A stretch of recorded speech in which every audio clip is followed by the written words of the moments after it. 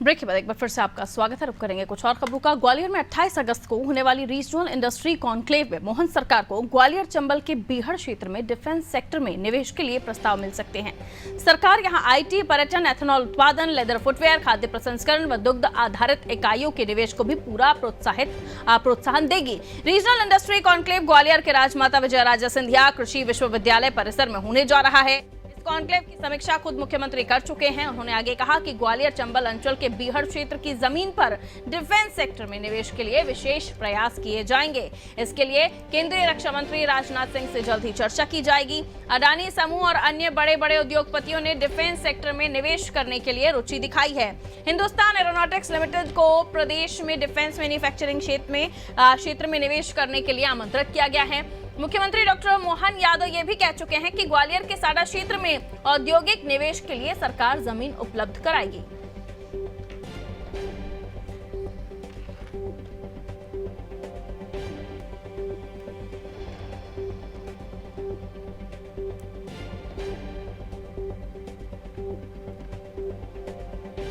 तो ग्वालियर चंबल में डिफेंस को लेकर प्रयास हो रहे हैं और defence industry, regional industry conclave में ये चर्चा होगी। केंद्रीय मंत्री सिंधिया, नरेंद्र सिंह तोमर भी इसमें पार्टिसिपेट करेंगे। 7 देशों के ट्रेड कमिश्नर, नामी उद्योगपति भी आने वाले हैं।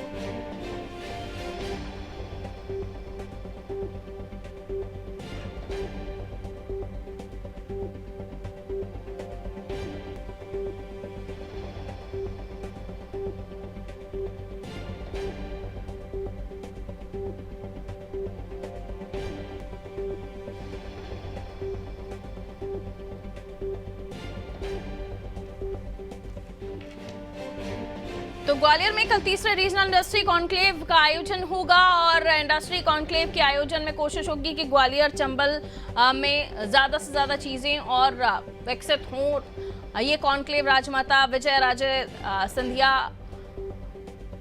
विश्वविद्यालय में है। चंबल के बीहड़ में आईटी, पर्यटन, एथेनॉल उत्पादन, लेदर फुटवेयर, ये तमाम चीजों को किस तरीके से इनके जो इकाइयां हैं उनको आगे बढ़ाया जाए, इसके लिए निवेश को प्रोत्साहन करना, तमाम ऐसे प्रयास किए जा रहे हैं एमपी सरकार की तरफ से।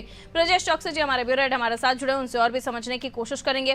ब्रजेश जी, मुख्यमंत्री लगातार कोशिश कर रहे हैं कि एमपी में अलग अलग इंडस्ट्रीज को लाया जाए, उनका अट्रैक्शन इस तरफ हो और डिफेंस मैन्युफैक्चरिंग क्षेत्र में ग्वालियर चंबल को आगे बढ़ाने की बात इस कॉन्क्लेव के जरिए हो रही है। तमाम उद्योगपति होंगे, कुछ मिनिस्टर्स भी होंगे जो मौजूद होंगे, लेकिन खास बात इस कॉन्क्लेव की क्या होने वाली है? देखिए पारुल, रीजनल इंडस्ट्री कॉन्क्लेव जो है ये तीसरी है। इससे पहले हमने देखा है कि उज्जैन से इसकी शुरुआत हुई थी, उज्जैन के बाद जबलपुर में दूसरी कॉन्क्लेव हुई थी। यहाँ क्षेत्रीय निवेश किस तरह से हो सके सरकार उस पर फोकस कर रही है। ये मुख्यमंत्री डॉक्टर मोहन यादव की मंशा है कि क्षेत्रीय स्तर पर उद्योग लगे, छोटे छोटे उद्योग लगे, ताकि स्थानीय लोगों को रोजगार मिल सके। अब जो तीसरी कॉन्क्लेव हो रही है इससे बहुत ज्यादा उम्मीदें हैं। उम्मीद की वजह है कि देश के 7 बड़े रोड कॉरिडोर हैं जो ग्वालियर चंबल से निकल कर जाते हैं, या हम कह सकते हैं उसके आसपास से गुजरते हैं। तो ये जो बेहतर जो कनेक्टिविटी है देश के अन्य हिस्सों से, इस कारण ग्वालियर में ज्यादा उम्मीदें हैं कि यहाँ उद्योग लग सकते हैं कि 3 कॉरिडोर जो हैं वो सीधे वहां से गुजरते हैं। चाहे नॉर्थ साउथ की बात करें हम, श्रीनगर से कन्याकुमारी के बीच चलने वाला ये कॉरिडोर मुरैना और ग्वालियर से होकर गुजरता है, पहला कॉरिडोर। और दूसरा जो आगरा मुंबई, आगरा से मुंबई के बीच बना ये कॉरिडोर मुरैना और ग्वालियर से जाता है। तीसरा जो है ईस्ट वेस्ट कॉरिडोर, सिलचर से लेकर पोरबंदर के बीच बना ये कॉरिडोर ग्वालियर संभाग के शिवपुरी से जिले से होकर गुजरता है। ये 3 प्रमुख कॉरिडोर हैं जो सीधे ग्वालियर चंबल से होकर गुजरते हैं। इसके अलावा 4 ऐसे हैं जो उसके आसपास से गुजरते हैं। चाहे दिल्ली मुंबई एक्सप्रेसवे की बात करें तो ग्वालियर से 85 किलोमीटर दूर एबी रोड पे लगता है, अटल प्रोग्रेस वे से जुड़ा हुआ है। ये आगरा जयपुर एक्सप्रेसवे की बात करें तो ये भी 82 किलोमीटर दूर है, एबी रोड से जुड़ा हुआ है। दिल्ली मुंबई इंडस्ट्रियल कॉरिडोर भी इसी क्षेत्र से गुजरता है, ग्वालियर से करीब 500 किलोमीटर दूर कोटा वाय अटल प्रोग्रेस वे से होकर गुजरता है। आगरा कानपुर एक्सप्रेस वे भी यहाँ से नजदीक है, 82 किलोमीटर की दूरी पर है। तो ये जो रोड कनेक्टिविटी है देश के अन्य हिस्सों से, ये बेहतर है, इसलिए यहाँ पर उम्मीदें ज्यादा हैं। यहाँ पे अभी तक ऐसा बताया गया है कि 24 प्रस्ताव आएंगे मुख्यमंत्री के सामने, इनमें 29,000 लगभग लोगों को रोजगार मिल पाएगा। तो ये रोजगार देने वाला होगा, 29,000 लोगों को रोजगार।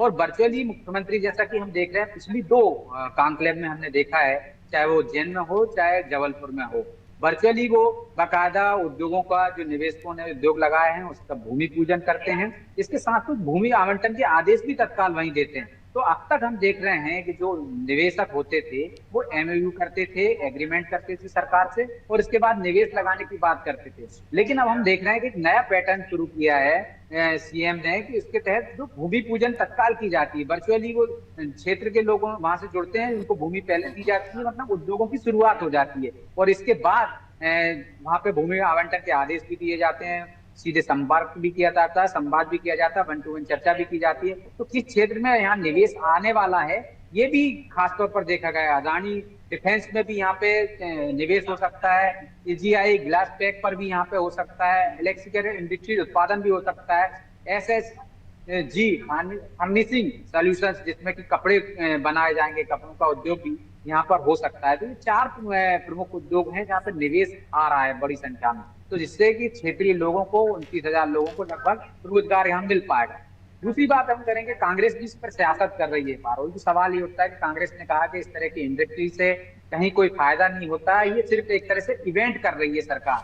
तो निश्चित तौर पर कांग्रेस भले इसको इवेंट कर रही हो, लेकिन हमने देखा है कि चाहे वो कांग्रेस शासित राज्य हो या पूर्ववर्ती कमलनाथ की सरकार हो, इसी तरह से निवेशकों को, उद्योगपतियों को बुलाया जाता है। कमलनाथ ने भी इसी तरह से निवेशकों के लिए रेड कारपेट बिछाने की बात की थी। हम देखें चाहे पड़ोसी राज्य हो या भूपेश बघेल की सरकार रही थी, चाहे हम राजस्थान की बात करें जहाँ पे अशोक गहलोत की कांग्रेस शासित सरकार रही थी, उन्होंने भी इसी तरह से रेड कारपेट बिछाया था। यही एक तरीका होता है, निवेशकों को बुलाया जाता है, उन्हें बताया जाता है कि मध्य प्रदेश में आपके अनुकूल माहौल है, यहाँ पे निवेश आप कर सकते हैं, तो उनको किस तरह की रियायतें दी जाती है। सरकार इस तरह के वादे करती है, उनको जमीन आवंटित करती है, उनको रियायतें देती है, उनको विशेष तरह की छूट देती है ताकि वो अपने राज्य में निवेश करें, जिससे स्थानीय लोगों को रोजगार मिल सके, प्रदेश की माली हालत और सुधर सके। इसी तरीका मतलब कांग्रेस शासित राज्य अपनाते हैं, दूसरे अन्य राज्य भी जहाँ पे दूसरे दलों की सरकार रहती है यही तरीका अपनाया जाते हैं। लेकिन चूंकि कांग्रेस विपक्ष में है इसलिए वो इसका विरोध कर रही है, जबकि तरीका यही है, इसी तरीके से अपना। जिस अडानी पर वो लगातार हमले करते हैं, जिस अडानी को लेकर वो बात करते हैं कि सिर्फ कुछ उद्योगपतियों को ही फायदा पहुंचा रही है सरकार, तो उसी अडानी को हम देखते हैं भूपेश बघेल भी मंच देते थे, उसी अडानी को हम देखते हैं कि गहलोत सरकार ने भी मंच दिया था, निवेश के लिए आमंत्रित किया था। तो तरीके यही हैं, इसी तरह से प्रदेश में निवेश होता है। हर मुद्दे पर सियासत न करके कम से कम विपक्ष को एक सकारात्मक भूमिका निभानी चाहिए कि किस तरह से प्रदेश में निवेश बढ़े,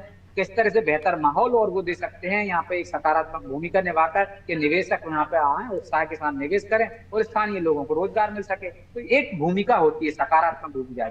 लेकिन क्या कांग्रेस को सिर्फ मैंडेट इसी बात का मिला है कि वो विपक्ष में है तो सिर्फ विरोध करेगी? मुझे लगता है इस पर कांग्रेस को भी विचार करना चाहिए। पारुल। बिल्कुल, बहुत शुक्रिया ब्रजेश जी। और इस पूरे मामले को लेकर देखें तो एमपी सरकार बहुत कोशिशें कर रही है कि किस तरीके से, और ये तमाम अलग अलग राज्यों में होता है, और इसको लेकर जो पॉलिटिक्स या सियासत करने की कोशिश की जा रही है उसे भी देखना होगा, समझना होगा, क्योंकि ये पहली बार नहीं है। तमाम सरकारें अलग अलग राज्यों की इन्वेस्टर्स को अट्रैक्ट करने के लिए, आकर्षित करने के लिए अपने राज्य में इस तरह के कार्यक्रम करती हैं जिसमें उद्योगपति आते हैं, उद्योग के बारे में, उनका ईज ऑफ डूइंग बिजनेस उनके स्टेट में है या नहीं, वो तमाम चीज़ों, तमाम पहलुओं पर नज़र डालते हैं, और उन पैमानों के लिहाज से फिर वो आगे इन्वेस्ट करना चाहते हैं या किस क्षेत्र में, किस सेक्टर में जाके वो इन्वेस्ट करना चाहते हैं, वो भी जो इन्वेस्टर्स हैं वो आकर देखते हैं। और ग्वालियर चंबल में खास तौर पर कोशिशें एमपी सरकार की है कि डिफेंस क्षेत्र में ग्वालियर चंबल को आगे बढ़ाया जा सके और यहाँ पर किसी तरह की इकाइयाँ बनाई जा सकें, उन्हें और बढ़ाया जा सके। तमाम प्रयास जो है एमपी सरकार कर रही है, और इसी को लेकर कॉन्क्लेव होने जा रहा है, जिस कॉन्क्लेव पर सवाल उठा रही है कांग्रेस।